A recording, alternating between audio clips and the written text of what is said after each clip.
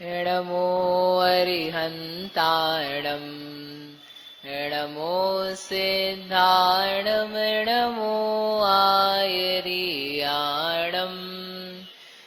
नमो वज्रायाणम् नमो लोये सौवसाहूणम् वन्दितु सौवसिद्धे ध्रुवमचलमणोवमं गदिं पत्ते वोच्छामि समयपाहुडमिणिमो सुदकेवलीभणिदम् नमः समयसाराय स्वानुभूत्या चकासिते चित्स्वभावाय भावाय सर्वभावान्तरच्छिदे अनन्तधर्मणस्तत्त्वं पश्यन्ति प्रत्यगात्मनः अनेकान्तमयी मूर्तिर्नित्यमेव प्रकाशताम्।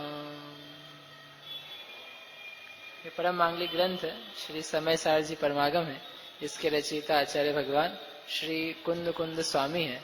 इसमें प्रथम ही अधिकार में जो एक महत्वपूर्ण विषय था कि देह ही जीव है, इस प्रकार से सभी जीवों की मान्यताएं हैं और इसी प्रकार से आगम में अनेक स्तुतियां भी है। तो उसको लेकर शिष्य ने प्रश्न किया था कि यदि ऐसा नहीं मानेंगे तो सारी स्तुतियां वगैरह असत्य हो जाएगी। ऐसा होने के कारण से देह ही जीव ऐसा मानना चाहिए।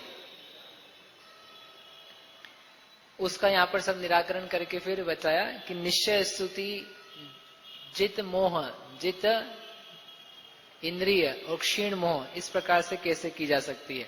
इसी को आचार्य अमृतचंद देव उपसंहार के रूप में दो कलश के रूप में कह रहे हैं, वो अपन पढ़ते हैं। गाथा पेज नंबर है 85, कलश नंबर है 27। क्षीण मोह जिन हो गए, वो जो 26वीं गाथा से लेकर बात चल रही थी, उस प्रकरण को यहाँ पर उपसंहार किया जा रहा है। एकत्वं व्यवहारतो न तु पुनः कायात्मनो निश्चयात् नु स्तोत्रं व्यवहारतोऽस्ति वपुषः स्तुत्यानत तत्त्वतः स्तोत्रं निश्चयतश्चितो भवति चेत् स्तुत्यैव सैवं भवेत् नातस्तीर्थकरस्तवोत्तरबलादेकत्मात्माङ्गयोः। एकत्वं व्यवहारतो, एकत्व यानी एकत्व जो है वह व्यवहार नय से है। किसका? कायात्मनोः, काया और आत्मा का जो एकत्व है वह वास्तव में कैसा है? व्यवहार से है। ये कौन सी गाथा हो गई? 26वीं गाथा में तो प्रश्न ही था। 31वीं गाथा में तो जितेंद्रिय स्तुति थी।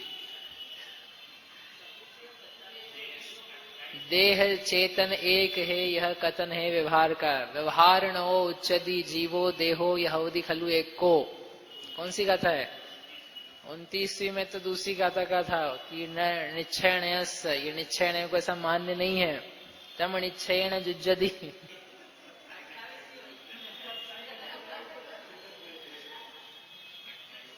कौन सी गाथा? आप लोग थोड़ा रिवाइज नहीं करते हो कि एक के बाद एक क्या कहा, जबकि उन्होंने इतने अच्छे से 8 गाथाएं बताई। 3 एक तो उसमें भी सिंपल है ना, एक तो क्वेश्चन ही है, 3 निश्चय स्तुति की है और 4 उसके प्रत्युत्तर की निश्चय व्यवहार नय के बताने की। 27वीं तो 27वीं गाथा को इस पंक्ति में कह दिया कि काया और ये शरीर और आत्मा के व्यवहार नय से एकत्व है। कौन से व्यवहार नय से? व्यवहार नय के अनेक प्रकार हैं। असत भूत व्यवहार नय से एकत्व है।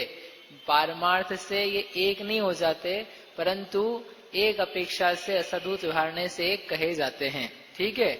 न तो पुनः, परंतु इतना ही नहीं है। नुह स्तोत्रम वपुषः, जो निश्चयात जो है, निश्चयात न तो पुनः, वह निश्चय से नहीं है। ये पूरी एक जो पंक्ति हुई ना, ये 27वीं गाथा का ट्रांसलेशन हो गई संस्कृत में। देह और आत्मा के एकत्व व्यवहार नए से है, निश्चय नए से नहीं है। और नुह स्तोत्रम, जो नुह यानी आत्मा का स्तवन है, वह वपुषः स्तुत्या, वपुषः यानी शरीर, शरीरों की स्तुति करके नुह स्तोत्रम, नुह यानी आत्मा का स्तोत्र हो गया। तो कौन से होगा? व्यवहारतः अस्ति, व्यवहार नए से तो है, न तत्, और वह स्तोत्र स्तुति न तत्वतः, तत्वतः नहीं है, यानी निश्चय नए से नहीं है। ये कौन सी गाथा हुई? जो देह के स्तवन से आत्मा का स्तवन है वह करना व्यर्थ नहीं है, वह झूठा नहीं पूरा, वह है, किया गया है। तो कौन से नए से है? व्यवहार नए से ही है, क्योंकि जब देह जीव का एकत्व व्यवहार नए से है तो उनकी स्तुति, देह की स्तुति से आत्मा का स्तवन, वह व्यवहार नए से। इसमें एक बात और भी ध्यान देने वाली है कि देह के स्तवन से, स्तवन किसका किया जा रहा है? देह का कि आत्मा का? जैसे आपका रूप बहुत सुंदर है भगवान, ये अपन ने स्तवन किया, आप बहुत बलशाली हैं, अतुल बल के धारी हैं, वज्र वृषभ नाराज सहनन है। तो ये जो स्तवन किया है, ये स्तवन देह का स्तवन देह के लिए किया जा रहा है कि देह का स्तवन आत्मा के लिए किया जा रहा है? ठीक है ना? देह का स्तवन यदि देह के लिए किया जाए तो फिर स्तवन भी व्यवहार से भी नहीं है, क्योंकि अपन तो फिर देह पे उतर आ गए हैं पूरे। लेकिन हम ये देख करके, मान करके स्तुति करते हैं कि ये भगवान की विशेषता है, भगवान के पुण्य प्रताप से हुई है, भगवान की विशुद्धि से हुई है। विशुद्ध जीवों को इस प्रकार की अवसर प्राप्त होते हैं, उनका बहिरंग भी इतना पवित्र हो जाता है, ये दर्शाता हुआ निश्चय अपना हो तो वो स्तुति क्या है? व्यवहार से स्तुति है। इसलिए कितना स्पष्ट लिखा है, वपुषः स्तुत्या, शरीर की स्तुति करके, नुह स्तोत्रम, नुह यानी आत्मा का स्तवन मानना करना, वह व्यवहारतः अस्ति, व्यवहार से है, न तत्वतः, परंतु निश्चय नए से वास्तव में नहीं है। हो गया? समझ में आया? फिर निश्चयतः, तीसरी पंक्ति, निश्चयतः, निश्चय नए से, चितः स्तोत्रम, चितः यानी चित्त का, चेतन का जो स्तोत्र है, भवती होता है। कब होता है? चित्त स्तुत्या एव, चित्त की स्तुति करने से ही चित्त का यानी चेतन का स्तोत्र होगा। जो है वह वास्तव में उसी का गुणगान करोगे तो उसका गुणगान कहलाएगा। आपको हमने सहयोगियों का गुणगान करने के लिए कहा है, अच्छी बात है, परंतु वो उसका पूरा गुणगान नहीं है। आगे बढ़ करके उसका जो चेतन आत्मा है, चैतन्य तत्व है, उसका वास्तव में गुणगान किया जाएगा तो कहा जाएगा कि यह स्तुति वास्तव में इस ही की है। बारात निकलती है ना, बारात, तो वो जो वहां खड़े लोग हैं जो स्वागत करने के लिए तत्पर हैं, तो वो कहते हैं बहुत बढ़िया बारात है, बहुत बड़ी बारात है, बैंड बाजे भी अच्छे हैं, गाने वाला भी अच्छा है, नाचने वाले भी लोग बड़े उत्साह में, जोश में, थम ही नहीं रहे उनके कदम, ऐसे सब वो बारात की स्तुति कर रहे हैं। ठीक है? तो ये स्तुति करना उनका ठीक है कि नहीं है? बोलो भाई अर्चेश, आपका अवसर आएगा ना बारात की स्तुति करने का, आप क्या समझे? तो ये जो स्तुति करी बारात की, ये बारात के बारे में इतना सब कहा, ये ठीक करा कि नहीं करा? सही है? ये सही है ना? ठीक है, सही है, क्योंकि ये सब दिख रहा है। ये जो कहा जा रहा है, ये किसके लिए कहा जा रहा है? बारात के लिए कहा जा रहा है कि जो वर पक्ष है उसके लिए कहा जा रहा है। बारात कही जा रही है, बारात का व्याख्यान चल रहा है, तो वो बारात का व्याख्यान बारात के लिए है, बारातियों के लिए कि वर पक्ष के लिए है? आपके घर में बारात आई थी तो आपने कहा बहुत बढ़िया बारात है, बहुत लंबी चौड़ी है, बहुत अच्छे लोग हैं, बहुत अच्छे कपड़े पहन रखे, साफा वाफा सब लगा है। तो ये जो आपने सब बातें कही थी, ये उन बारातियों को देख के, बारातियों की प्रशंसा में कही थी कि वो देख करके आपको कुछ और समझ में आया था? याद नहीं आपको? कि वो वर पक्ष वो कितना समृद्ध है, उसके यहाँ के लोग कितने अच्छे हैं। ये जो बालक जिससे ब्याह हो रहा है या घर वाले हैं, तो इनका परिवार अच्छा है, लोग हैं, इन्होंने बैंड भी किया है तो दमदार किया है। ऐसा नहीं 4 बैंड यहाँ से चल भैया आ जाओ हमारे यहाँ ब्याह है। आप सोचो अच्छा 4 ऐसे बुला लाते बैंड, कहीं से ऐसे कुछ बजा रहे हैं, वो बारात आई है। तो आप ऐसा तो नहीं करोगे कि ब्याह से मना कर दोगे। मेरे ख्याल से ब्याह तो कर भी दोगे, लेकिन आपको मन में क्या लगेगा, कैसा मतलब इनको इतनी अक्ल नहीं है, बैंड शादी का कैसा होना चाहिए, ये तो बस उठा ला है वो रघुपति राघव वालों को है क्या है ये अच्छा नहीं किया इन्होंने। तो वो जो आप निंदा कर रहे हो, वो निंदा किसकी है, बैंड वालों की निंदा है कि वर पक्ष की है? क्यों, अभी तो वो प्रशंसा उसकी थी बारात की। बारात की प्रशंसा नहीं है, वर पक्ष की है। वो बारात की निंदा, बैंड बाजों की निंदा। यदि बाराती कुछ गंदा काम करें, ठीक है, व्यवहार अच्छा नहीं करें, तो आप बाराती तो है ही खराब जो दिख रहे हैं, लेकिन उसके माध्यम से समझोगे क्या, ये लड़के वाले भी ऐसे होंगे, वर पक्ष भी ऐसे होगा, कुछ इसमें सही नहीं है। लोग ये सब लोगों को बुलाया इन्होंने, ठीक नहीं है लोग, ठीक है ना। यानी ऐसा चलता है, ये तो बहुत भिन्न को देख करके भी चला लिया जाता है ऐसा, तो ये व्यवहार से ठीक है। परंतु जैसे ये कह रहे थे कि वो वर पक्ष की बारात की प्रशंसा, बारात की स्तुति वर पक्ष के लिए है, ऐसी देह की स्तुति देह के लिए नहीं है, वह आत्मा के लिए। एक बात इतना सब लेकिन आपने कर दिया, लेकिन आप वर के कुछ गुण जानते ही नहीं हो, बस बारात बारात देख करके काम चला लो, तो ये पूरा वर्णन हो गया कि नहीं वर पक्ष का और वर का। वर वाला बोले जब आपने लड़का देखा कि आपके घर बारात लेके आएंगे ना, चिंता नहीं करो, हम तो खूब ले आएंगे, बड़ी ले आएंगे, बैंड बाजे भी जहाँ के प्रसिद्ध फेमस है वो मंगा लेंगे, आप चिंता मत करो, सब जोरदार हम काम करेंगे, ऐसे सब बातें करता रहे, तो आप क्या कहोगे उससे? वो तो सब ठीक है, लेकिन लड़का क्या है वो भी तो बताओ, उसके गुण भी तो बताओ, वो भी तो देखें। और जो लोग समझदार होते हैं ना, वो बारात की प्रशंसा तो करते ही हैं, लेकिन लड़के को भी देखते हैं।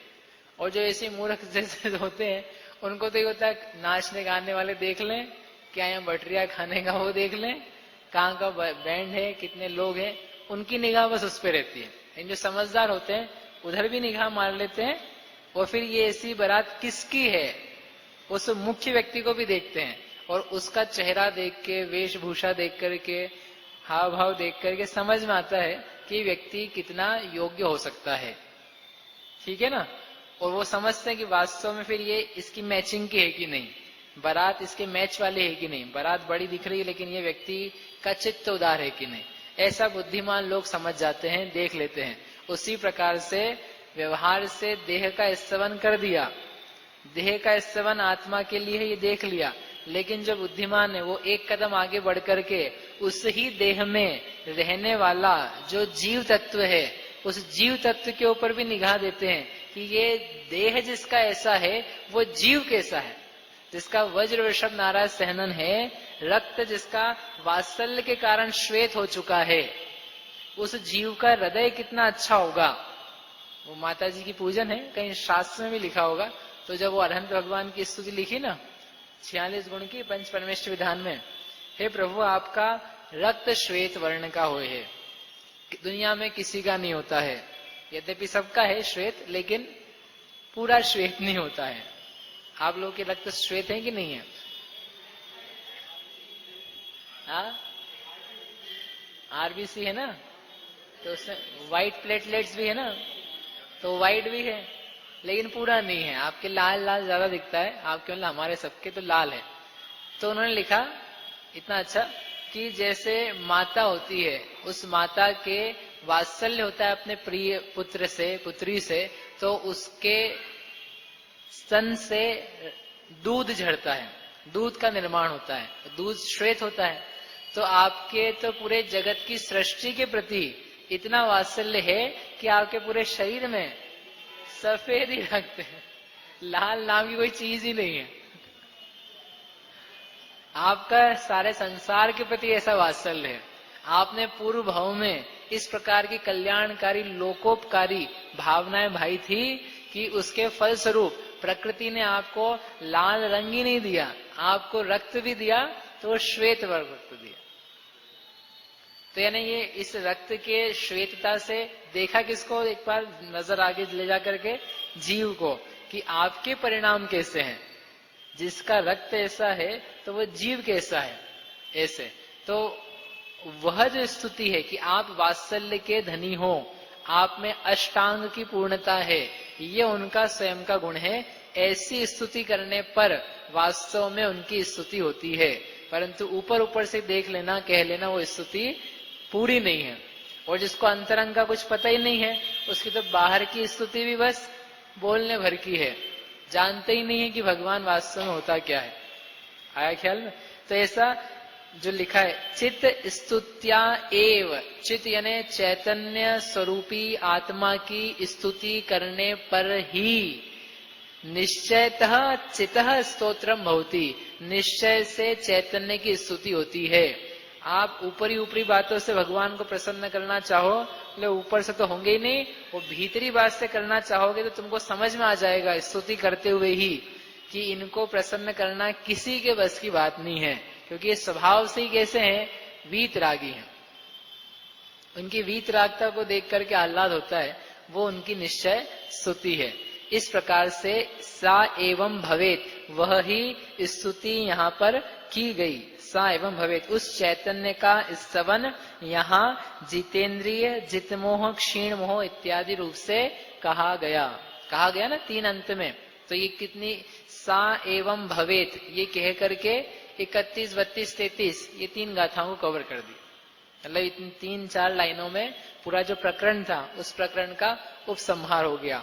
अतः इसलिए इस प्रकार से यहाँ पर तीर्थंकर स्तव उत्तर बलात्, जो तीर्थंकर का और आत्मा शरीर का एकत्व था, उनके स्तवन के उत्तर के बल से एकत्व आत्मा अंगयो, जो एकत्व आत्मा यानी आत्मा, अंग यानी शरीर, आत्मा और देह का जो एकत्व तीर्थंकर की स्तुति के बल से था, वह नहीं प्राप्त हुआ, उसको दूर कर दिया गया। जो 26वीं गाथा में प्रश्न किया था कि तिथैरार्य स्तुति, जो तीर्थंकर आचार्य की स्तुति है, सव्वा विहोदी मिच्छा, सब भी कैसी हो जाएगी, मिथ्या हो जाएगी, तो उसका क्या होगा। तो आचार्य देव कहते हैं, उस प्रश्न के निमित्त से जो आत्मा और शरीर का एकत्व दिखाया जा रहा था, तो हमने उसको पूरा का पूरा स्पष्ट कर दिया। इसलिए देह और आत्मा का एकत्व किसी भी प्रकार से नहीं है। व्यवहार नए से जब तक आयु प्रमाण है तब तक कहा जाता है, तब तक रहता है, उसके पश्चात तो उस रूप भी नहीं रह पाता। ठीक, इस प्रकार से ये हुआ। अब इसका फल क्या निकला जानने का। अब इस अर्थ के जानने से भेद ज्ञान की सिद्धि होती है। इस अर्थ का सूचक काव्य कहते हैं। देखो भैया, आपने को स्तुति करनी तो कौन सी करनी, भगवान की निश्चय वाली की व्यवहार वाली? बोलो भैया, कौन सी करनी, निश्चय की व्यवहार है? निश्चय की, व्यवहार की स्तुति व्यवहार की नहीं करोगे, अपने आप कैसे होगी? व्यवहार की और निश्चय की दोनों ही स्तुतियां आवश्यक है। व्यवहार स्तुति के बिना आप इस बिंब तक नहीं आ सकते हो। व्यवहार स्तुति के बिना आपको चैत्यालय नहीं हो सकते हैं। व्यवहार स्तुति के बिना आपको उपाश्रय में जाना पड़ेगा। उपाश्रय समझते, निर्गुण भक्ति में जाना पड़ेगा। यदि हम व्यवहार स्तुति का अवलंबन ना लेवें तो पता है क्या होगा, अपन स्थानकवासी बन जाएंगे। क्यों? क्योंकि वो यही तो तकलीफ है उनको, आत्मा आत्मा है, आत्मा क्या है, तारणपंथी बनना पड़ेगा। ये क्या है, तो पत्थर है, ये मूर्ति का है, ये कोई देह आत्मा नहीं है। लिखा है शास्त्र में, देह अलग है आत्मा अलग है। हम भगवान तो मानते हैं, आप जानते हैं कि नहीं, तारणपंथी लोग तो भगवान तो मानते हैं, शास्त्र भी मानते हैं, गुरु भी मानते हैं, लेकिन ये जो है ये भगवान थोड़ी ना है। ये तो कहे, आपको कह देता है वो भरे प्रवचन में ऐसी सी बातें कहते हैं कि आपके कान में पत्थर पड़े। लेकिन ठीक है, खैर ये व्यवहार नए का लोप हो गया। स्थापना निक्षेप का लोप हो गया। देह में आत्मा रहता है तो देह का स्तवन भी उस आत्मा के लिए है, इस बात का लोप हो गया। इसलिए इस प्रकार के व्यवहार होने लगे। इसलिए व्यवहार, आप दर्शन भी करते हो ना, आपको आते से भगवान को नमस्कार करना पड़ेगा। तो किसको नमस्कार कर रहे हो आप? भगवान दिखेगी आते से ही? चैतन्य आत्मा याद है आते से ही? नहीं, अभी तो हे भगवान आप नमस्कार किया, फिर चित्त में चालू हुआ। तो उस व्यवहार स्तुति के बिना काम नहीं चलेगा, परंतु व्यवहार स्तुति से ही काम नहीं चलेगा। इसलिए इससे आगे इनका स्वरूप क्या है, जित मोह, जितेंद्रिय, क्षीण मोह कैसे हुए, क्या हुआ, ये हैं कौन, ये दिख रहे हैं उतने ही नहीं है, इस प्रकार से जानना, उसके बिना भी काम नहीं चलेगा। इसलिए दोनों प्रकार आवश्यक, अनिवार्य है मोक्ष मार्ग में चलने के लिए। और ऐसा नहीं कि हम अज्ञानी हैं, मिथ्या दृष्टि है इसलिए आवश्यक है। सम्यक ज्ञानी होवे, संयमा संयमी होवे, मुनिराज भी होवे, तब भी उनके लिए सब आवश्यक है। धर्म ध्यान होता है, धर्म ध्यान में संस्थान विचय होता है। संस्थान विचय में पिंडस्थ, पदस्थ, रूपस्थ, रूपातीत ध्यान होते हैं। उसमें है रूपस्थ ध्यान और एक रूपातीत ध्यान। रूपस्थ ध्यान में क्या होता है? अरिहंत भगवान का बिंब, अरिहंत भगवान की मुद्रा, अरिहंत भगवान का आकार, इसका चिंतन करना, इसके चिंतन से फिर अरिहंत का विचार करना, उसका नाम है रूपस्थ ध्यान। और आत्मा के स्वरूप का सिद्ध भगवान का विचार करना, वो रूपातीत है। नहीं तो आप सोचो कि फिर आत्मा का ध्यान तो हम इसमें कर लेंगे। जो सिद्ध भगवान शुद्ध हो चुके हैं पूर्ण रूप से, उनके निमित्त से उनके विचार पूर्वक ध्यान करना, उसको अलग नाम दिया है, उसको रूपातीत कहा है। और अरहंत के माध्यम से करना, उसे रूपस्थ कहा है। तो रूपस्थ ध्यान का अवलंबन 7वें गुणस्थान तक मुनिराज भी लेते हैं। इसलिए ऐसा नहीं कि हमारे लिए ही है, ये सबके लिए आवश्यक, अनिवार्य है। और उस रूपस्थ से निश्चय तक पहुंचे, वो भी अनिवार्य, आवश्यक है।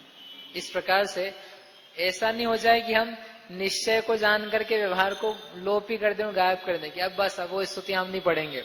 लोचन सुरसना घ्राण और उत्साह के करतार हैं, ये वाले पूजा नहीं पढ़ेंगे अब हम। क्यों? इसमें तो सब हम क्या चढ़ा रहे हैं उसका वर्णन है, भगवान बाहर से कैसे हैं उसका वर्णन है, उरग लक्षण अतिल ऐसे उरग का वर्णन है, ये सब अपने को नहीं करना। अपन तो कौन सी करेंगे अब? निश्चय वाले। ऐसा मत विभाजन कर बैठना। अपनी बुद्धि इतनी निर्मल होनी चाहिए कि अपन चाहे कोई सा स्तोत्र पढ़ें, व्यवहार प्रधान पढ़ें चाहे निश्चय प्रधान पढ़ें, उसमें अपने को ज्ञान बराबर चले। आप व्यवहार की स्तुति पढ़ो तो आपको उसमें से व्यवहार करते हुए निश्चय समझ में आना चाहिए, और निश्चय की पढ़ो तो निश्चय करते हुए व्यवहार का क्या अंग है इसमें, वो समझ में आना चाहिए। यदि वैसा नहीं हो पाएगा तो अपन अधूरे ही रहेंगे। पहले भी एकांतवादी थे, अभी भी एकांतवादी रहेंगे, फल कुछ विशेष नहीं निकल गया। आई बात समझ में? अब जो भेद ज्ञान होता है कि इसको हमने जान लिया, उसका लाभ क्या है, वो यहाँ आचार्य कह रहे हैं। श्लोक कलश नंबर 28। इति परिचित तत्त्वैरात्मकायैकताया नय विभजन युक्त्यात्यन्तमुच्छादिताया अवतरति न बोधो बोधमेवाद्य कस्य स्वरसरभसकृष्टः प्रस्फुटन्नेक एव। इति, इस प्रकार से, परिचित तत्वई, जिन्होंने तत्व का परिचय प्राप्त किया है ऐसे मुनियों के द्वारा, ऐसे आचार्य भगवंतों के द्वारा, तत्व परिचितई, क्या करा? जिन्होंने तत्व का, कौन सा तत्व? ये निश्चय व्यवहार का तत्व, देह आत्मा की भिन्नता का तत्व, व्यवहार से वे एक हैं इस बात का तत्व, ये आत्मा का स्तवन ही आत्मा का स्तवन है, देह का स्तवन आत्मा का नहीं निश्चय से, ऐसा तत्व जिन्होंने परिचित कर लिया है, जिनके परिचय में आ गया है। परिचय समझते कि नहीं? जान नहीं लिया, परिचय में आ गया है। जैसे आपसे कहे वो हमारे को एक सामान चाहिए उनसे आप दिलवा दोगे क्या? वो दुकानदार है, तो आप बोलते हो हमारा उनसे ज्यादा परिचय नहीं है।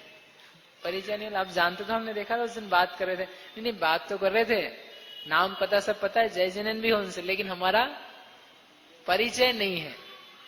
और फिर भी समझ में नहीं आया तो क्या बोलोगे? विशेष परिचय नहीं है। मतलब हम आपके काम नहीं आ पाएंगे, वो हम जानते ही नहीं उनको, वो हमको नहीं जानते। परिचय होना यानी उसको परि यानी चारों ओर से चित्त में यानी ज्ञान में लेना, उससे बोलते परिचित। तत्व को जिन्होंने पूर्ण रूप से जान लिया है, ग्रहण किया है, ऐसे मुनियों ने आत्म काय एकतायाम, जो आत्मा और काय यानी शरीर, इसकी एकता को, एकत्व को नय विभजन युक्तिया, नए विभाग की युक्ति के द्वारा, नए का जो विभाग है ना, कि ये व्यवहार नए है, ये निश्चय नए है, इस प्रकार की युक्ति। युक्ति का अर्थ क्या होता है संजय भैया?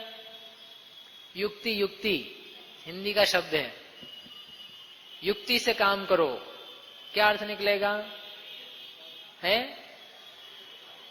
तरीका, तरीका नहीं, युक्ति बोलो भाई अर्चेश, हिंदी का परिचय दो।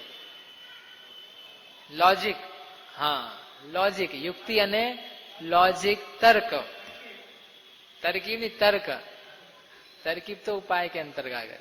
युक्ति से काम करना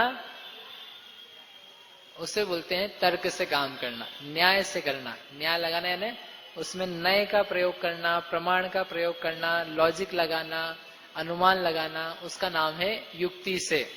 हे प्रभु, आपकी वो एक श्लोक है पूजा का, आपकी स्तुति करता हूं। भक्ति युक्ति युत जो करें, भक्ति से करें और युक्ति से करें। भक्ति से ऐसा मतलब नाच गा के स्तवन नृत्य गान से करते, ये भक्ति है, लेकिन उस भक्ति में युक्ति रहे, तर्क रहे। ऐसा नहीं कि वहां बात चल रही दुखों की और तुम चालू हो गए हो, और वहां बात आई है धन्य घड़ी धन दिवस आज सौभाग्य हमारा, और तुम रो रो के उसको पढ़ रहे हो, धन घड़ी धन दिवस धन भाग्य, फटाफट ऐसे पढ़ा, मालूम ही नहीं पड़ा कि धन घड़ी थी कि दुर्भाग्य था तुम्हारा। रोते रोते पढ़ रहे हो, मिट गयो तिमिर मिथ्यात्व मेरो, ऐसा पढ़ा इसको, मिथ्यात्व को ही मालूम नहीं पड़ा, मेरा नाम लिया था मिटने का। स्तुतियां पढ़नी आनी चाहिए, पढ़नी आनी चाहिए ना, हम तो पढ़ लेते रोज। कहाँ आपको प्रसन्न होना, कहाँ शांत होना, कहाँ खेद होना, कहाँ उत्साह आना, एक ही वो नहीं है मोनोटोनस, शुरू करे अपन ने वहां से शुरू से लेके आखिरी तक एक ही पूजा में। ये अभी पढ़ गए ना, प्रभु पतित पावन, बोलो कैसे पढ़ोगे इसको? प्रभु पतित पावन में पावन चरण। अरे भैया, प्रभु पतित पावन ये बहुमान है, ओहो मैं अपावन, ये इसमें खेद है। और अपन तो सब गधा घोड़ा एक समान कर दिए, क्या स्तुति है, क्या पढ़ रहे हो? है प्रभु पतित पावन तो उल्लास है, मैं अपावन चरण आयो, चरण में आया तो कैसे बनेगा व्यक्ति? दास की भांति आता, चरण आयो शरण जी, ज्ञान धन मेरो हरियो। मूर्ख कैसी बातें कर रहा है, नाच गाच के अच्छे, हम तो अच्छे से पढ़ रहे। आपने कहा था उस दिन सिखाया था धीरे धीरे पढ़ना, होले होले पढ़ना, तो इसलिए तो आज दूसरी बात सिखा रहे हैं कि तुमने वो अपना लिया, मालूम पड़ा अपनाया तो ऐसे यद्यपि अभी तक नहीं, लेकिन वो अपना लिया तो ऐसा नहीं कि बस एक जैसे ही कर दो सबको। पंक्तियों में जो बात है उसको उस रूप से पढ़ो ना। जब आप कह रहे हो मेरा ज्ञान धन हरा गया, अपने ज्ञान रूपी धन की बर्बादी हो गई, तो कैसा लगना चाहिए? विकल्प विचार तो बने, मेरा ज्ञान रूपी धन भी है और वो कैसे हरा जा रहा है। ठीक है, तो चेहरा चेंज होगा कि नहीं होगा? और फिर जब आप बाद में जाके कहोगे मिट गयो तिमिर मिथ्यात मेरो, उदय रवि आतम भयो मो उर हर्ष। कवि ने खुद नहीं लिख दिया कि इनको समझ में नहीं आएगा भोले भगवानों को, तो चलो हर्ष अब करो भैया, अब नाचो तुम, अब कहो हाँ अब मजा आ रहा है। मो उर हर्ष ऐसो भयो मनु मानो रंग चिंतामणि लयो। जैसे गरीब को चिंतामणि मिल जाए तो कैसा हर्षित हो, हे भगवान मेरे तो आज आपके यहाँ आकर के लॉटरी लग गई, मेरा मिथ्यात्व नष्ट हो गया, इस मनुष्य भव में मैंने कब सोचा था निज आत्मा की प्राप्ति हो जाएगी, मैं तो गरीब जैसा भटक रहा था, चिंतामणि रत्न से भी उत्तम श्रेष्ठ वस्तु मिल गई। तो मानो आज ही मिट गया, दर्शन से मिट गया, तो कितना प्रसन्न हो जाएगा। पहली पंक्ति से यहां तक आते आते कितना ट्रांसफॉर्मेशन होगा।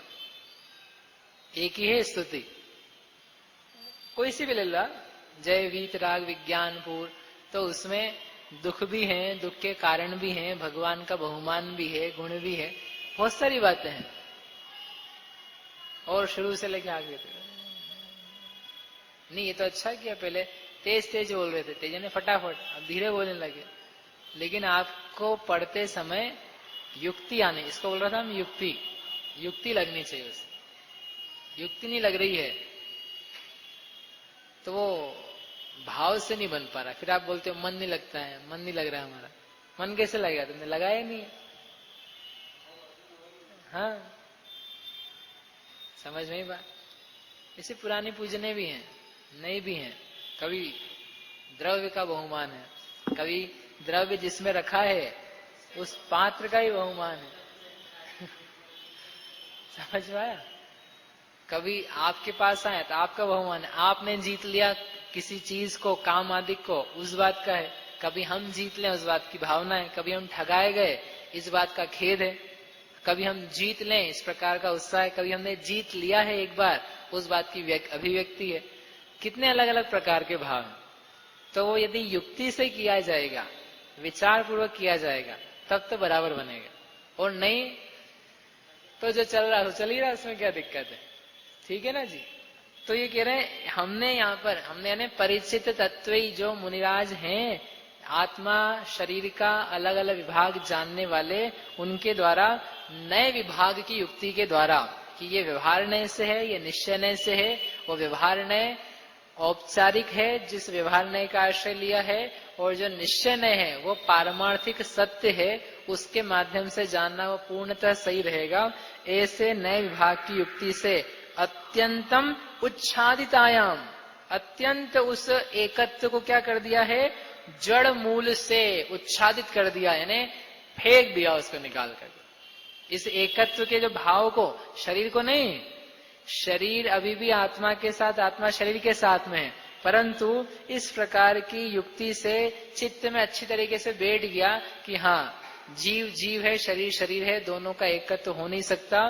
तो सुनने वाले के हृदय में भी बात बराबर बैठ गई, ऐसा हम सोचते हैं। तो ऐसे जड़ मूल से उखाड़ फेंका है, उसका अत्यंत निषेध किया है। तब स्वरस रभस कृष्ट, अंतिम जो पंक्ति है ना इसकी, स्वरस रभस कृष्ट प्रस्फुटन एक एव, निज रस के वेग से आकृष्ट हुए प्रकट होने वाले एक स्वरूप होकर, ऐसा जब जड़ मूल से उस एकत्व भाव को निकाल दिया तो क्या प्रकट होगा कि देह जीव अलग अलग है। ये जीव कौन है, जीव है, जीव का तत्व चैतन्य स्वरूप ही है।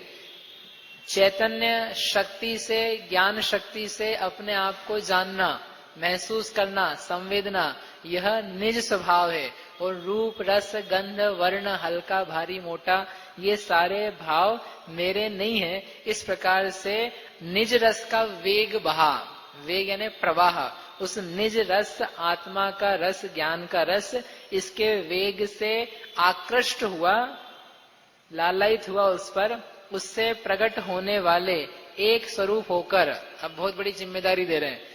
कस्य, किस पुरुष को, बोध ज्ञान अद्य एव, अभी ही, तत्काल ही, आज ही, अभी ही, बोधम यथार्थ पने को प्राप्त न होगा। ये जब इतना अच्छा दिखा दिया और उस एकत्व को जड़ मूल से निकाल के बाहर कर दिया, और ऐसा होने पर जब ज्ञान का रस अत्यंत श्रेष्ठ रूप से वर्त रहा है, तो ऐसा कौन पुरुष होगा कि जिसको अब भी ज्ञान पैदा ना हो। कस्य अवतरिति न बोध, ऐसा ज्ञान दिखाए जाने पर भी दोनों को अलग अलग कर दिया, फिर भी आपको किसको समझ में नहीं आएगा। किसको यहाँ पर समझ में नहीं आ रहा है कि देह आत्मा एक नहीं है, अलग अलग हैं।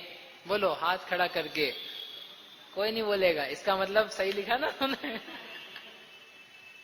अवतरिति न बोधो कस्य, किसके नहीं पैदा हुआ बोलो भैया, सबके हो गया। तो यही तो वो कह रहे हैं। तो आपको केवल सुनाई सुनाई समझ में आया है, बोध में आया है कि निज रस के वेग के आकृष्ट से जो रस अपने आप में दिखाई दे रहा है, एक तो हमने शास्त्र में देखा कि ऐसा है, एक इधर देखा और एक निज में देखा, तो दोनों में से पक्का कब होगा? शास्त्र में देखने पर पक्का होगा कि निज में देखने पर पक्का होगा कि निज में देखने पर और अधिक मजबूत पक्का होगा? शास्त्र में से देखा, शास्त्र में से क्या देखा? देह चेतन एक नहीं है, ठीक है, तभी अपन सबने शास्त्र में से देखा, इसमें किसी को संदेह अब नहीं है। लेकिन इसके बाद कहाँ देखना बाकी है? बोलो संगीता दीदी, और कहाँ देखना है? जैसे आपने क्ले वगैरह सीखा तो आपके टीचर ने सिखा दिया आपको, सीख करके आपने पक्का कि हाँ ऐसे ही होता है, ऐसे ही होता है, ऐसे होता है, ये कर दिया। अब आपको पक्का आ गया कि नहीं आ गया? आ गया पक्का? नहीं आया? अब क्या करोगे आप? खुद करके देखो, उसी के यहाँ देख लो, भले अपने घर आके देखो, चाहे जहां, लेकिन क्या करना पड़ेगा? और अपने को जैसे ही दिखता है ना कि इसने ऐसा घुमाया था, ऐसा बनाया था, ऐसा शेप दिया, ऐसे ऐसे रंग दिए, तो अपने को एक भाव आने लग जाता है, मेरे को मेरा नंबर कब आएगा, मैं भी बनाऊं, मैं भी करूं। यदि जैसे दिखाया जाता ना प्रैक्टिकल में, थ्योरी जब बता दी, वो प्रैक्टिकल करके थोड़ा दिखा रहा है आपको, सो आपको कैसा लगता है उस समय? कार चलाना सीखी आपने? किससे सीखी? पापा से कि ड्राइविंग स्कूल में? दोस्त से? ओ, फिर तो चलो सुन लो उदाहरण, फिर भी समझ लो सिखाने वाला आया या पापा या जिसने बताई, दोस्त ने, देख ये स्टीयरिंग ऐसे घुमाते हैं, ये पैर पे ऐसे लगाते हैं, ये ब्रेक है, ऐसा बताएगा पहले, वो थोड़ा सा चला के दिखा दिया, तो उस समय आपकी भावना क्या चलती है?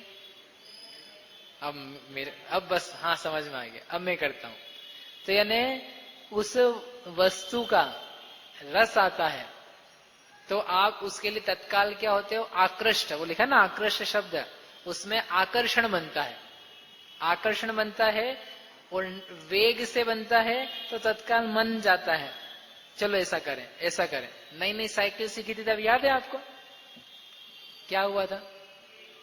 याद है आपको? गिर गए? अरे गिर तो गए होंगे, लेकिन जब चला ली, पहली बार चल गई, अब क्या मन करता है? चलाओ चलाओ चलाओ चलाओ। सीखना भी चालू किए थे ना, तो कोई तो मिल जाए सिखाने के लिए, फटाफट अपन सीखे, चलाएं, कोई चलवा दे, और नहीं तो वो 2 पहिए और लगा लें, अपन ऐसे ही चलाएंगे, खुद से ही चलाएंगे। नहीं करता था ऐसा मन, मतलब जब सीखा होगा तो अभी तो टच ही हुआ है उसका कि ऐसा चला सकते हैं, लेकिन उसका रस ऐसा बनता है कि हम इसको पुनः पुनः करें। ऐसे यहाँ पर जब आचार्य भगवान ने बता दिया कि देह आत्मा अलग अलग है, तुम्हारा रस ये है, और जब इसको समझ में आया और लग रहा है थोड़ा हाँ ऐसा है, ज्ञान है, संवेदना है, अमूर्तिक आत्मा है, तो अब पुनः पुनः ऐसे ही करें, ऐसे ही देखें, भिन्न भिन्न है, भिन्न का आस्वाद लिया जाए।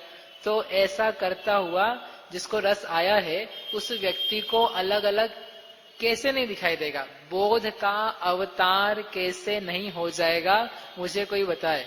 जिसको साइकिल के हैंडल का रस लग चुका है, तो वो साइकिल कब नहीं सीख जाएगा? रस लगने की जरूरत है। क्या लगने की जरूरत है? रस। स्वाध्याय का रस लग जाए आपको, फिर नहीं छूटेगा। और रस नहीं लगा हो तो जब तक नहीं लगा हो तो लगाने का प्रयास करते रहना। लेकिन लग जाए एक बार, फिर आपसे छूटेगा नहीं। पूजा का जिसको रस है, छूटती नहीं है। आत्म ध्यान का रस आ जाए, फिर आपको आत्म ध्यान किसी दिन नहीं बन रहा है, आकुलता ही बन रही है, विकल्प आ रहे हैं, फिर भी आपको छूटेगा नहीं। आप चाहोगे कि करें, किया जाए इसको। क्या बनना चाहिए? रस बनना चाहिए। कौन सा रस? कौन सा? नहीं तो आप कहीं और चले जाओ। निज रस स्वरस रभस कृष्ट, स्वरस निज का, स्वयं का, ज्ञान का रस। ज्ञान का रस वह रस है जिसके आगे सब रस फीके हैं। चाहे उनसे आप आम लिया ना खा लेना, हापुस का खा लेना, लखनवी खा लेना, लंगड़ा खा लेना, लेकिन जो ज्ञान का रस है वैसा रस कहीं भी नहीं। इसलिए आचार्य ने बहुत अपने ऊपर एक जिम्मेदारी डाल दी है अब कि मुझे बताओ, हमने आपको बता दिया है तो आप सभी को बोध हुआ कि नहीं हुआ?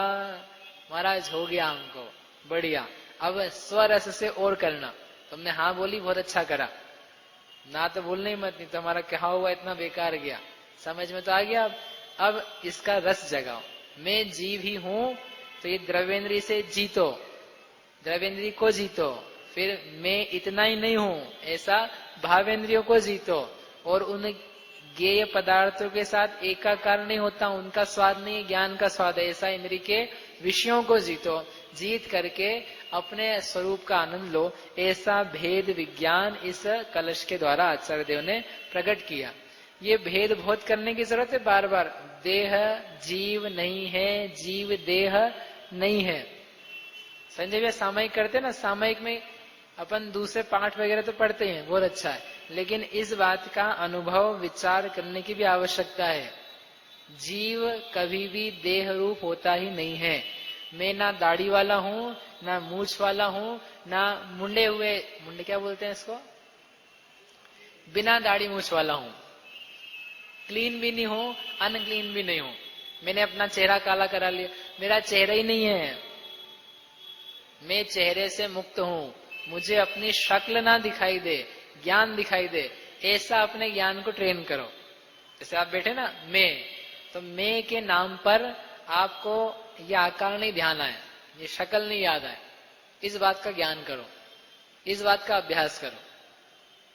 आंखों से देखते हो ना, तो हमने पहले कहा था आपसे, देख रहे हो तभी देखो कि हम देखने वाले हैं। देखने वाले मतलब मैं देखता हूं, आंख नहीं देखती है, ब्रेन नहीं जानता है, ब्रेन नहीं सोचता है, जीव जानता है, और वह जीव में हूं। मैं अपने ज्ञान से जानता हूं। ज्ञान स्वभाव को, ज्ञान को, आत्मा को खड़ा करो। कहां खड़ा करो? अपने आप में। चलते फिरते उठते बैठते आप ये कर सकते हो कि ज्ञान से काम हो रहा है, आत्मा से काम हो रहा है, आत्मा में जाना जा रहा है, आत्मा है, देह उसके संग की है। देह अलग है, जीव अलग है।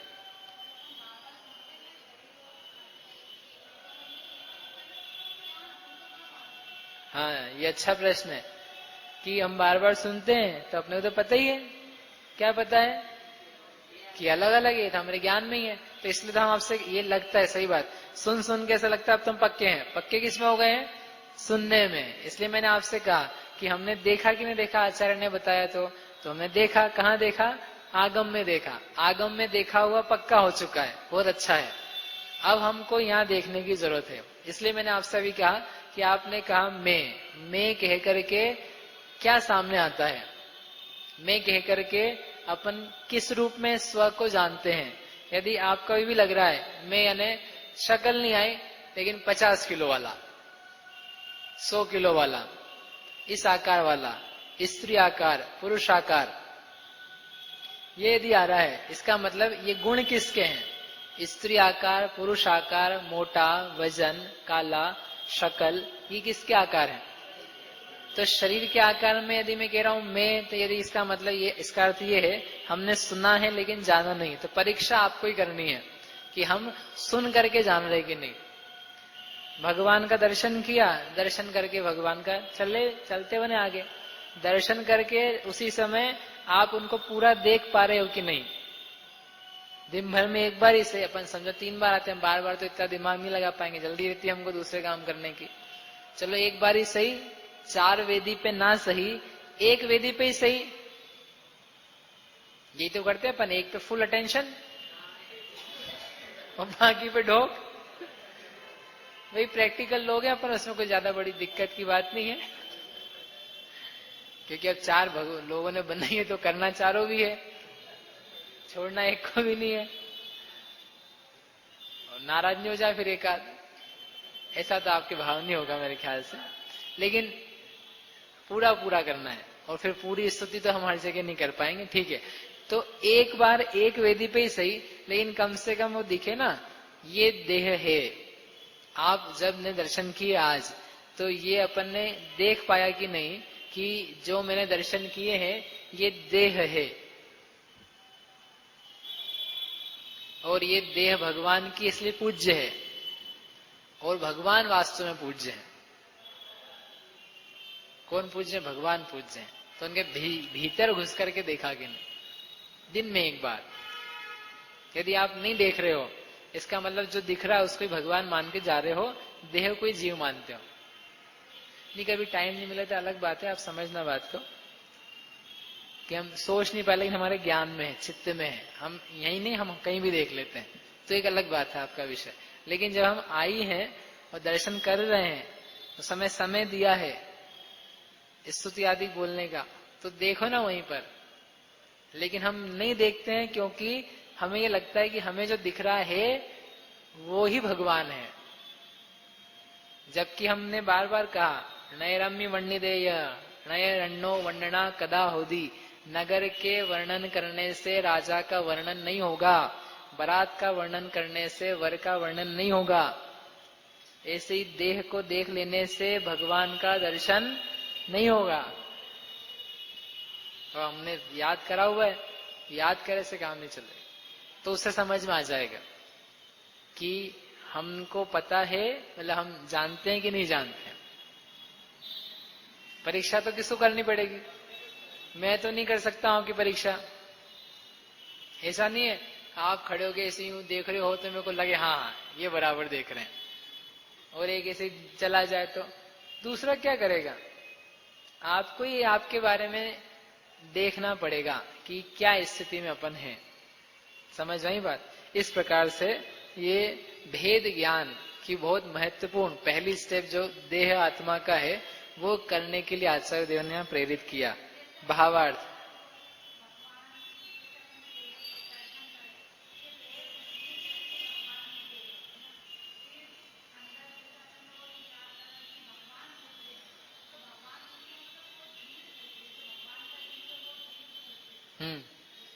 हाँ, वो भगवान पूज्य है ना, भगवान बाहरी पूज्य है, और वास्तव में फिर वो भगवान जो है वहां पर विराजमान चैतन्य स्वरूपी वो पूज्य है। ये देह की भी पूज्यता कहाँ से आई है? उन आत्मा से आई है। वो आत्मा ना हो तब तो देवों ने भी उनका अग्नि संस्कार ही किया था, रख नहीं रखा था कि यार चलो इनको रखे म्यूजियम में, लोग देखेंगे बाद में। कुछ नहीं, वो देह का तो विसर्जन ही किया जाता है। यदि देह पूज्य होती इतनी बिना आत्मा के, तो उसका अग्नि संस्कार नहीं करना होता। निर्वाण कल्याण के बाद में वो क्रियाएं सब नहीं बनती, फिर इन बनती है ना। इसका मतलब देह तो वास्तव में पूज्य होती ही नहीं है, परंतु चैतन्य आत्मा के संग में है, तो उसके कारण से इसको ही पूज्यता प्राप्त है। और चैतन्य आत्मा मूल गया, अब काय की पूजा, खत्म खेल। एक परिवार से अपना संबंध है, लड़की इसका अपने ब्याह कराया, तो वो लड़की का जो पति है दामाद, उससे संबंध है, ठीक है। मूल संबंध किससे है? लड़के से। भाई आपने लड़की दी तो संबंध किससे है? लड़के से। लेकिन उसके माता पिता से, उसके मामा से, मामी से, चाचा चाची, फूफा फूफी, वो सबसे संबंध हुआ कि नहीं? अब उससे भी हो गया। अब किसी कारणवश वो लड़की को अपन ने वापस बुला लिया, संबंध विच्छेद हो गया किसी कारण से, तो अब वो दामाद से कितना संबंध रहेगा? वो चाचा नाना मामी, क्यों अपन ने तो एक से तोड़ा है, एक से सबसे थोड़ा तोड़ा है। सबके पास जा जाके नहीं बोला देखो अपना पहले संबंध हुआ था, हमने आपको बुलाया था, कार्ड दिया था, अब मैं बोलने आ रहा हूं, अब cut, no relationship with you and us, ऐसा बोलने की जरूरत है? तो कार्ड तो आप उनके घरों पे सब जगह बांटने गए थे, जो क्लोज रिलेशंस होते हैं कि नहीं, ऐसे ही करते हैं ना, बराबर। तो वहां गए थे बांटने कार्ड, तब तो आपने बुलाया था। तो आप ये नहीं कह सकते हो कि देखो संबंध में तो ऐसे बने थे कि एक के साथ किया तो सबके साथ हो गया। नहीं नहीं, आपने बनवाए थे, आपने इनविटेशन दिया था, बुलाया था, भोजन भी कराया था, सबका मामेरा में क्या क्या करते हो आप, वो जो भी मतलब काम था सबको धन वन बांट सब किया था। तो वो बनाते समय तो बुद्धिपूर्वक बनाए थे सब, वो जब कट हुए तो कैसे कट हुए? यानी इस देह उन सबसे संबंध तब तक ही जब तक एक से है।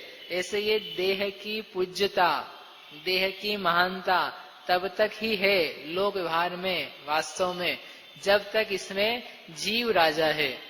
जब तक जीव के साथ संबंध बना हुआ है तब तक ये ठीक है। और जैसे ही जीव का इससे विच्छेद हुआ, सब खत्म, कुछ नहीं, इसका खत्म हो जाता। ठीक है ना? इसलिए देह पूज्य नहीं है। लेकिन अभी आप कह रहे थे देह भी पूज्य। जीव के महानता से देह की महानता है। महान जीवों का देह भी महान होता है। महान व्यक्तियों की हर चीज महान हो जाती है। गांधी जी का चश्मा होना भी तो वही लाखों में बिकेगा। गांधी जी की धोती हो, उनका चरखा हो, तो चरखे का क्या लिखा है क्या उस पर? नहीं, लेकिन वो उस व्यक्ति से संबंधित हो चुका है तो महान हो चुका है। सचिन तेंदुलकर ने लास्ट क्रिकेट मैच में जिस बैट से खेला होगा, तो बैट कितने में बिका? 1 करोड़ में? नहीं, मेरे को नहीं पता, मैं बोल रहा हूँ 1 करोड़ में। कोई 1 करोड़ का होगा नहीं, लेकिन वो महान बना, मतलब उसके लिए वैसा महान है। लोक में क्रिकेट का महान व्यक्ति है तो उसकी चीजें ही महान है। ठीक है, ऐसा यहीं पर समझना, ऐसा भावार्थ। निश्चय व्यवहार के विभाग से आत्मा और पर का अत्यंत भेद बताया है। उसे जानकर ऐसा कौन पुरुष है जिसे भेद ज्ञान ना हो? ऐसा कौन बुद्धिमान है कि जिसको ये नहीं हो पाएगा? सब तो ज्ञानवान बैठे हैं, तो ये सुन करके, जान करके हर जीव इस बात का पुरुषार्थ करेगा कि ये जीव अलग है, आत्मा अलग है, शरीर अलग है। और ये नहीं करेगा तो जो हैरानियां है वो आप जानते ही हो, उसको अलग से बताने की जरूरत नहीं है कि देह को ही अपना मान लिया।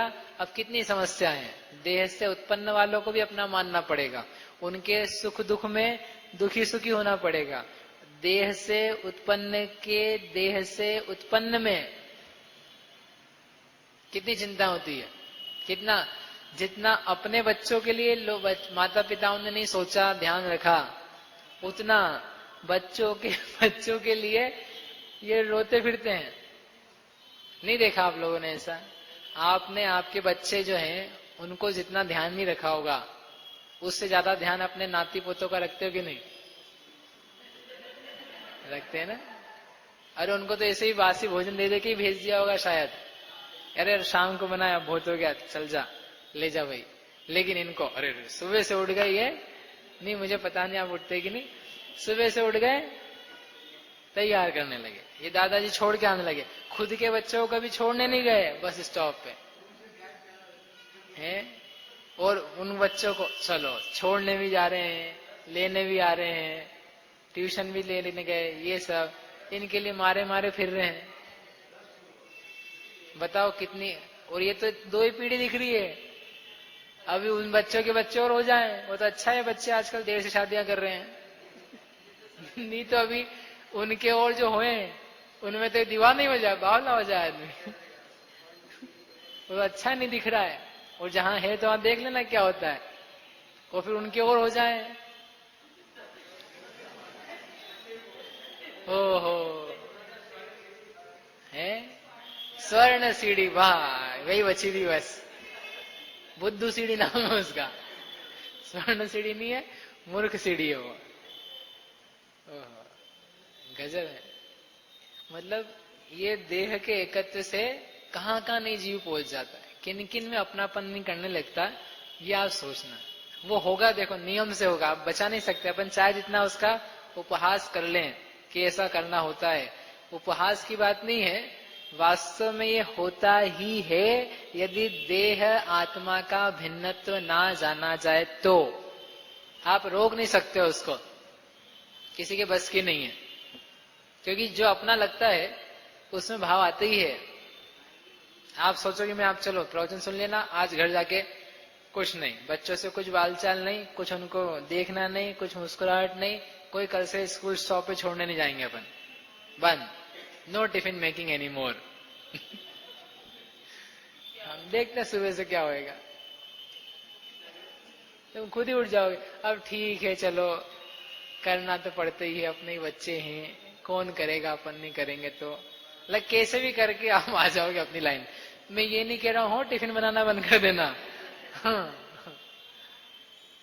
वो तो जो आपका चल रहा है चलता रहे, हमको उससे कोई दिक्कत नहीं है। दिक्कत इस बात से है, ये मैं हूं और ये मेरा है। कम्मेणो कम्मम्मीय अहमिति अहकम च कम्मणो कम्मम जा ऐसा खलु बुद्धि अपरिबुद्धो हवदि ताव। कर्म में नो कर्म में ये मैं हूं, ये मेरे हैं, ऐसी बुद्धि जब तक है तब तक तुम अप्रतिबुद्ध ही हो। भले अपन छोटे घर में रहे चाहे बड़े में रहे, चाहे अपन किसी को टिफिन बनाए चाहे नहीं बनाए, डजंट मैटर एट ऑल। आप सोच रहे हो मेरा है, अमेरिका में बैठा है बच्चा, कोई टिफिन नहीं बना रहा यहाँ बैठ करके, लेकिन सपनों में सब बना रहे हैं। काश यहाँ होता, मैं वहां होती तो उसको मैं सुबह सुबह ताजा भोजन तो दे ही देती। वो बेचारा सुबह से जाता है, पता नहीं क्या खाता है। अरे तू तो खा ले बेटा यहाँ पे अच्छे से। नहीं होगा, जो अपना लगता है ना उसमें सब बातें होती। आपको मंदिर अपना लगे तो आप सब चीजें अच्छे से देखने लग जाओ। आपको एक जाला भी कष्ट देगा और नहीं लगेगा अपना, कुछ नहीं, धूल मिट्टी होती रहे, जाओ कुछ बनता रहे, चलो आओ चलो निकलो। और अपना लगे तो आपके घर में जाला दिखता है, कैसा लगता है आपको? नहीं, भले आप साफ नहीं करो, 3 दिन बना रहे, ऐसा भी हो सकता है कि अपन नहीं कर पा रहे, लेकिन आपको देख करके कैसा लगता है? अच्छा ही लगता है, प्रयास रहता है मिट जाए, क्योंकि वो अपना है और यहाँ नहीं है। तो जहां अपनापन होता है वहां पर वो भाव होते ही होते हैं। देह अपनी लगती है तो भाव हो ही जाते हैं कि ये पुत्र भी मेरा, पुत्र वधु भी मेरी, इसके बच्चे के बच्चे के बच्चे, जितनी आप पीढ़ियां लानी है सब ले आओ, सब अपनी है। और ये मिट जाए तो कार्यक्रम कर्तव्य जैसे समय आदि के अनुकूल है वैसे कर दे, परंतु फिर भी मोह भाव नहीं पैदा होता। ये दृष्टि का विषय, ये जानने का अंतरंग विषय, बहिरंग में नहीं दिखेगा कि कल मिथ्या दृष्टि थे आज सम्यक दृष्टि हो गए, आप अपने अंतरंग में भिन्नता मालूम करोगे। होता ही है, क्योंकि जब ज्ञान अपने स्वरस से स्वयं अपने स्वरूप को जानता है तब अवश्य ही वह ज्ञान कि यह मैं हूं ऐसा जान लिया, तब अपने आत्मा को पर से भिन्न ही बतलाता है कि भाई ज्ञानी तू ज्ञानमय है, तो देहमय नहीं है, तो क्यों मानता है? कोई दीर्घ संसारी ही हो तो उसकी यहाँ कोई बात नहीं है। दीर्घ संसारियों की हम बात नहीं कर रहे हैं, हम कह रहे हैं कि भाई जो सुन रहे हैं ये सब लोग निकट भव्य हैं, आसन्न भव्य हैं, इनको तो बहुत अच्छे समझ में आ ही रहा है, इसलिए अब ये कभी भी देह को आत्मा नहीं मानेंगे। हम देह से भिन्न निज आत्मा को जानते मानते रहें, ऐसी मंगल भावना से भी की बात। मिथ्यात्म नाश देखो, ज्ञान के प्रकाश देखो, आपा पर